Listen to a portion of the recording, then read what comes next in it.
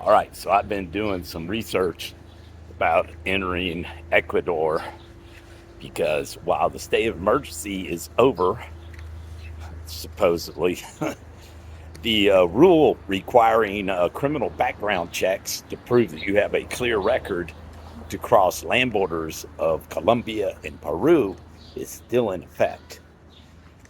Now, there are people that will tell you things like, oh, no, that's not the case.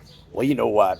People said that last year, and I was one of the people that found out otherwise because I actually did it. Now, it could be that someone who is a legal resident of Ecuador thinks that it isn't in effect because they live in Ecuador, it doesn't apply to them, even though they are U.S. citizen.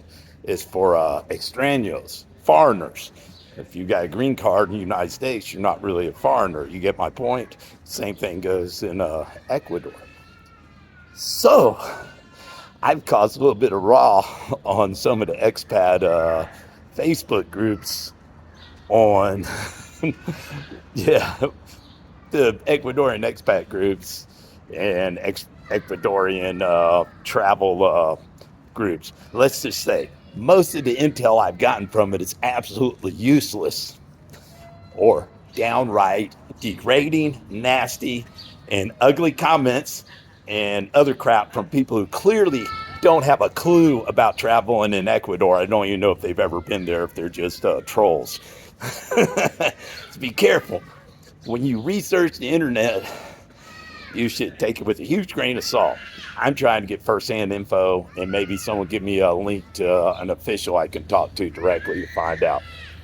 Now, what is interesting is if you go to the official equivalence of the State Department page for the United States, but the Canadian one, it says if you're unable to have a criminal background check, they can check you through the machine and make sure you don't have an Interpol warrant. And if you don't, then they will let you in the country.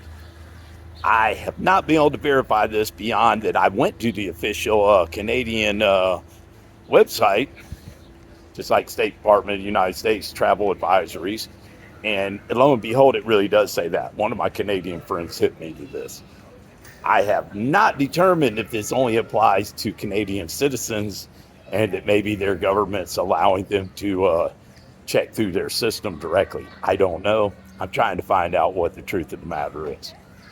But I'll err on the side of caution and fly from Lima into Quito if there's any doubt, because it would be a really long trip back to Lima from the northern border of Peru. So stay tuned for more silliness. I'm going to get to the bottom of this and try to find the truth. Don't trust what you see on YouTube. Hey, I try to be truthful and honest, at least speak to my truth in a direct experience. I don't go on hearsay, and I try to share the truth with you guys.